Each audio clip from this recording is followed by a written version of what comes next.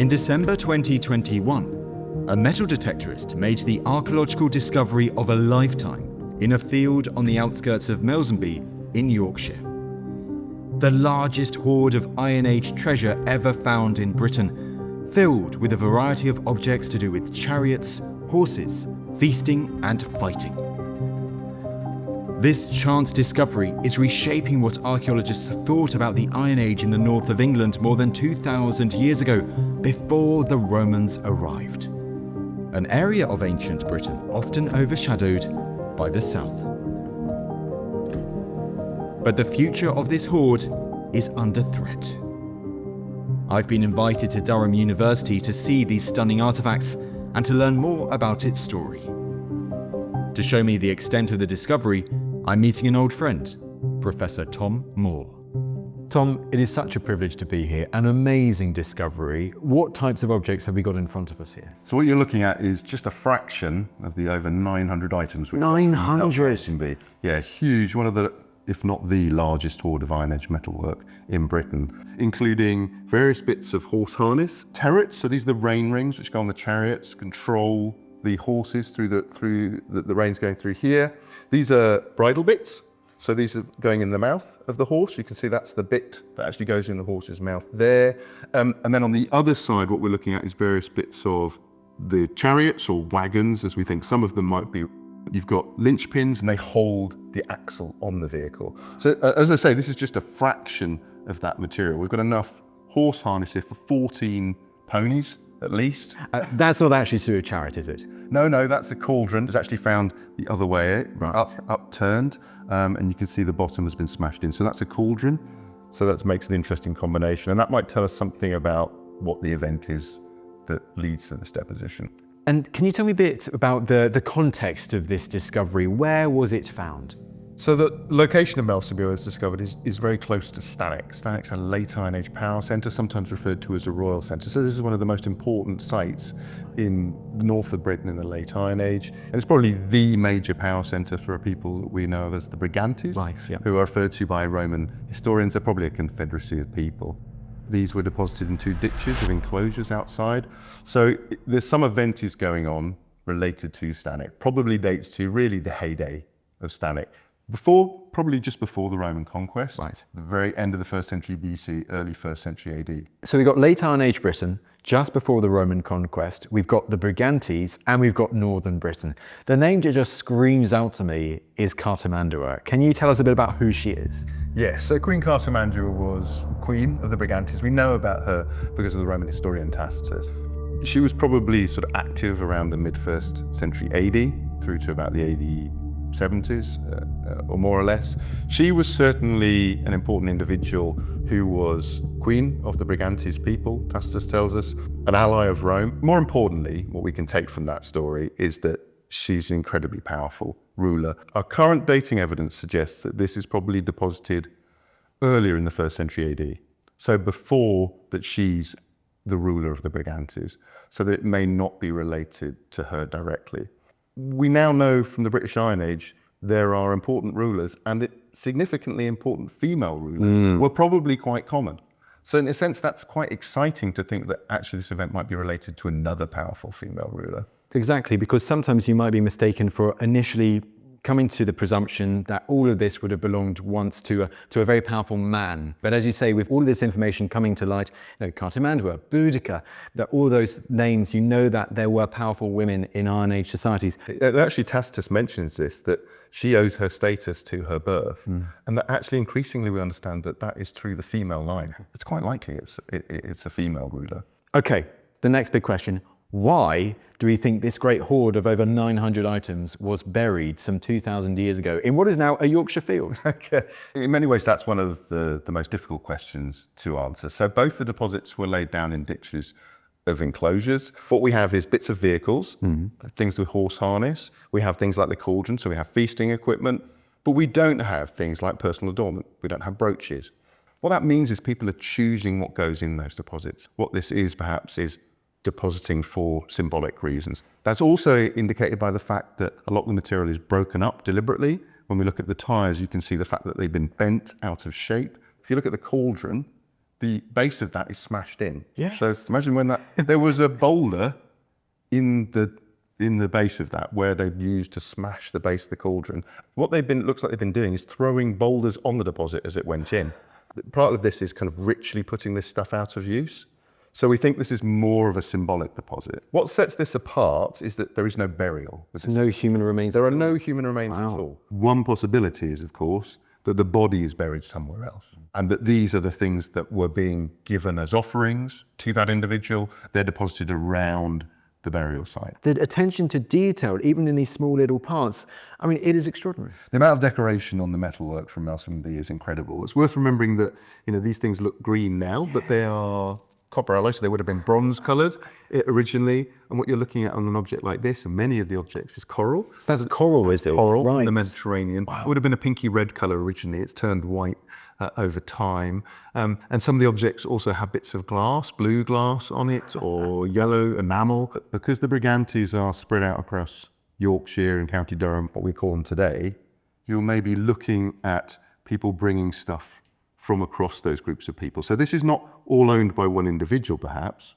It may be different individuals who are bringing their material, their best stuff, as an offering in honour of some individual. And it is worth saying, this stuff is the best. Okay, so is it not Melsonby Hoard? Is it Melsonby Hoards? There was more than one deposit? That's a good question. Actually, it's worth remembering that the metal detectorist had two signals, so we opened up two trenches to excavate the two deposits that he found. So actually we have two hoards. Wow.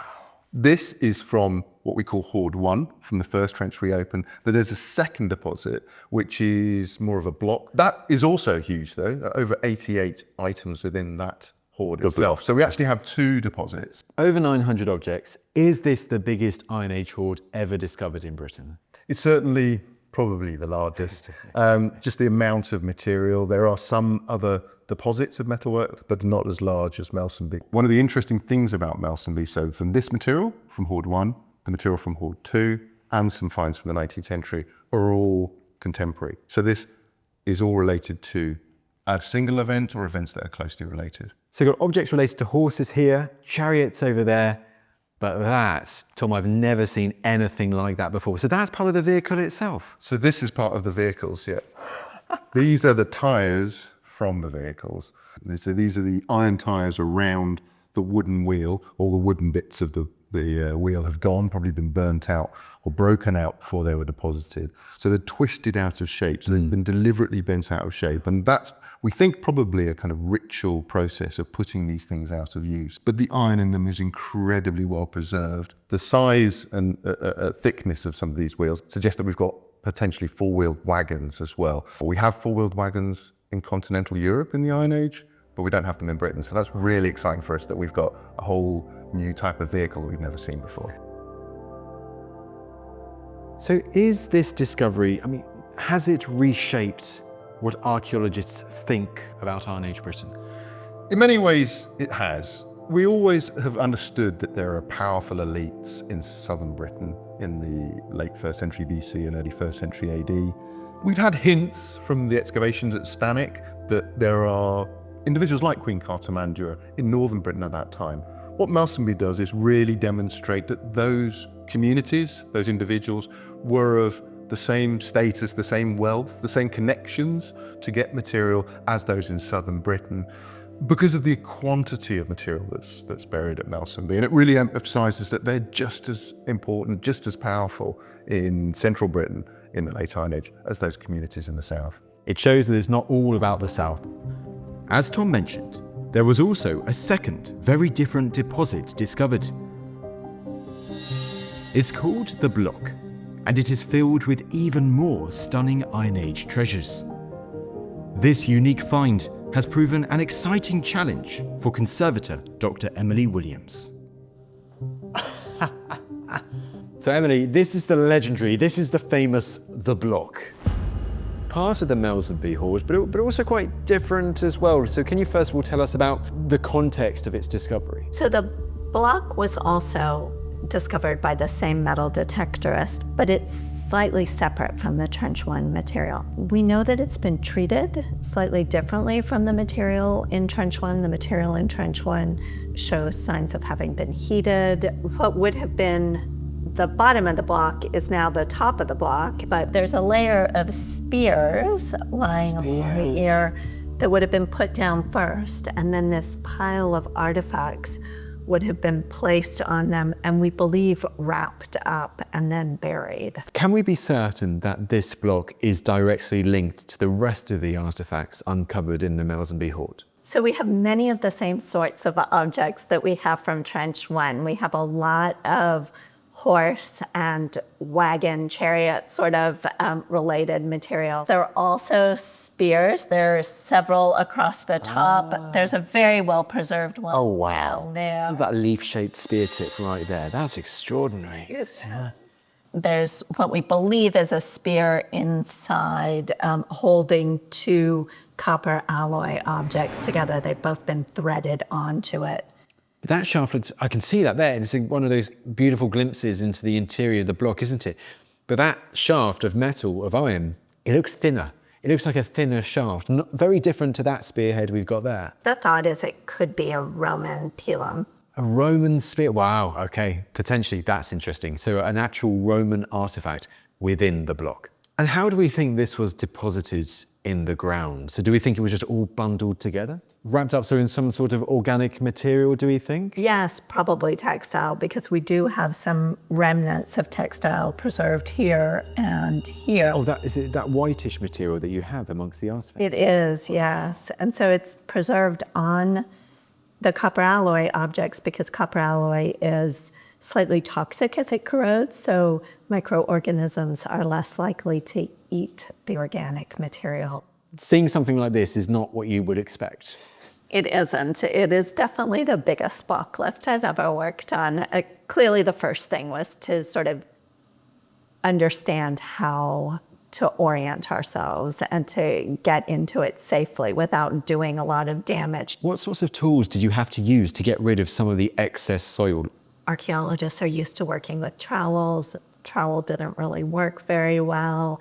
Conservators are used to working with scalpels, but that wasn't a very good excavation technique. And then I started thinking about tools that paleontologists use to excavate out dinosaur bones. We started to try that, and that worked like a dream and was very effective at helping us to get through some of this iron pan and iron concretion on the surface. How long have you been working on this particular block?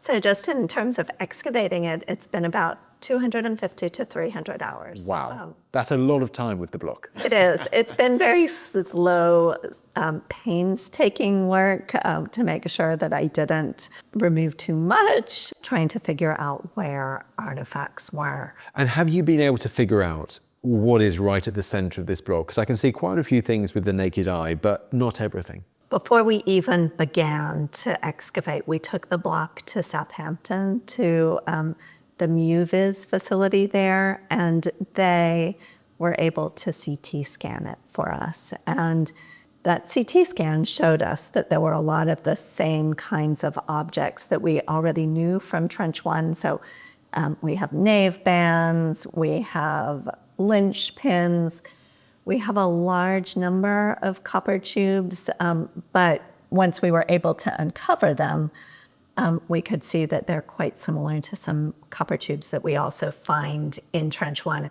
Is there any plans to, when conserving this, to try and take it apart? Or are you going to try and keep the block as it is? Our hope is to keep it as it is. It tells such a great story of discovery. It rewards, the more you look at it, the more you can see. It's brilliant. It does, and there's lots of hidden details. There's a little face down here. Is there? Wow. There's a little boar's head as well. Plus, in order to take it apart, we'd have to start making decisions about what had meaning and what didn't. So to get to anything inside, we'd have to decide that those spears aren't important to us and that we're just going to blast through them because they're so corroded. One of the reasons that we stopped where we are is that at this point, most of what you see is either concretion attached to an object or it's a little brace for an object. And if we remove some of this, then the concern is, will things start to collapse? It's really interesting to see what people will find out from this block in the future, just from this form. Yes, and also, the ability to look at the CT scans in greater detail, to parse them more, to potentially even scan it using different techniques in the future. All of those things remain possibilities. Emily, it is so incredible to see this. I've never seen an archaeological object like this in my life, but it's quickly become one of my favourites, the block. Thank you so much for showing me. Oh, no problem. Excavating the entire Melsonby hoard was a massive task. But fortunately, help was at hand from the team at Historic England. Historic England have an interest in things that are nationally important, and this hoard is unquestionably nationally important. So how far along in the story of the Melsonby hoard did you get involved? Quite early on, I'd been working with Tom for some time. During the course of his field work, he was approached by the metal detectorist who said that he had actually found something that was kind of more than he had expected. Tom went over to have a look and was able to establish that, yes, this really was a hugely significant find. And by the end of the day, we had been able to establish that it was something that was nationally important and something that we could help to fund. And so how does it then go on to doing an excavation? Because I'm guessing early on, just be quite secretive with it all. Yes, I mean, there are a lot of things to consider. It also had to be done quite quickly because it wasn't far from a public footpath. So, we had to make sure that it was done kind of sensitively, done to the highest possible standards with a huge amount of kind of digital information recorded. So there's all sorts of things, can eventually become available to the public. And how unusual is this discovery for the north of England? It is spectacular and unusual for the north of England. And that's because most of the archaeological work takes place in the south. So what we know of the Iron Age has been largely determined by excavations and discoveries in the south of England. More and more is being found as people kind of shift their focus from the south to the north. I know you've been involved in lots of archaeological discoveries in your time at Historic England.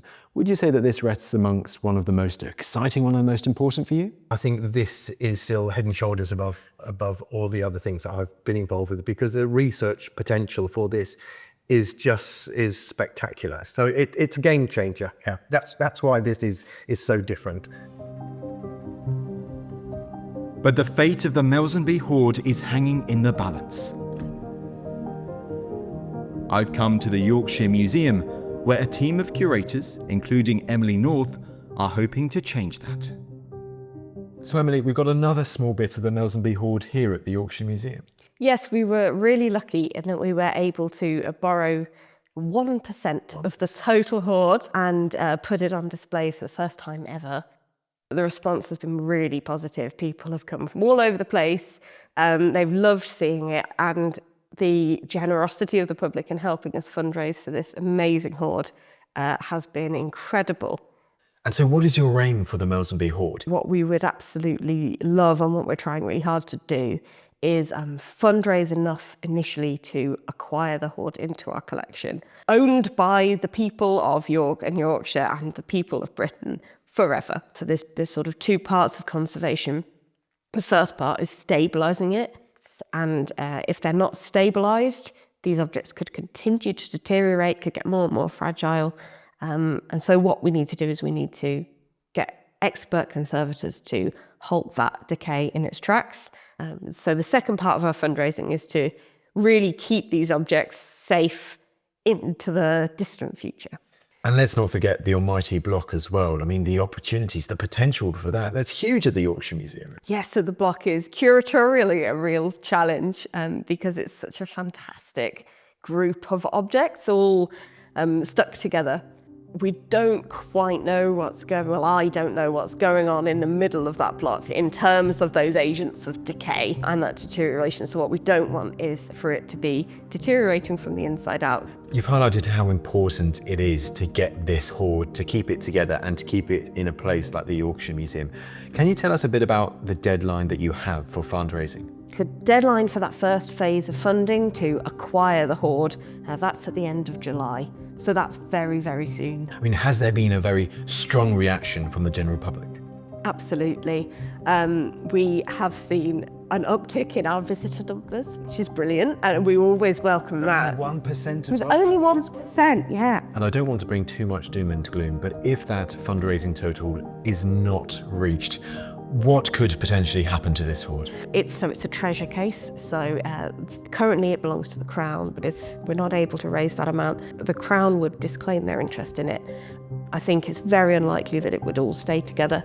I think what's much more likely to happen is that individual pieces and parts of it would be sold to different private collectors. This is our last chance really in the next month or so to try and keep this here forever. Legally it's treasure, but it's a real treasure in terms of the secrets that it holds, and we're only at the very, very beginning of starting to understand what it means, what it tells us. Is there quite a big hope, dare I say expectation, that this hoard will inspire future generations about Iron Age Britain, particularly in Northern Britain? The story of this hoard really captures the imagination. We want children and young people to really get the bug of history and archaeology from seeing such an incredible and mysterious hoard come to light within their lifetimes. With more than 900 extraordinary, pretty diverse objects as well, I can only imagine the amount of books, chapters, academic papers, podcasts that will be emerging about the Melsonby hoard over the next few years, and indeed deep into the future. I wish you all the best, and it's wonderful to be here. Thank you. I've been blown away by the Melsonby hoard and how it is reshaping our understanding of Iron Age Britain here in the north, in Yorkshire. And I really do hope that the Yorkshire Museum can acquire it to keep it in Northern Britain for future research as well, and so that all the hoard is kept together for people to come and see in a public space. Let us know your thoughts in the comments.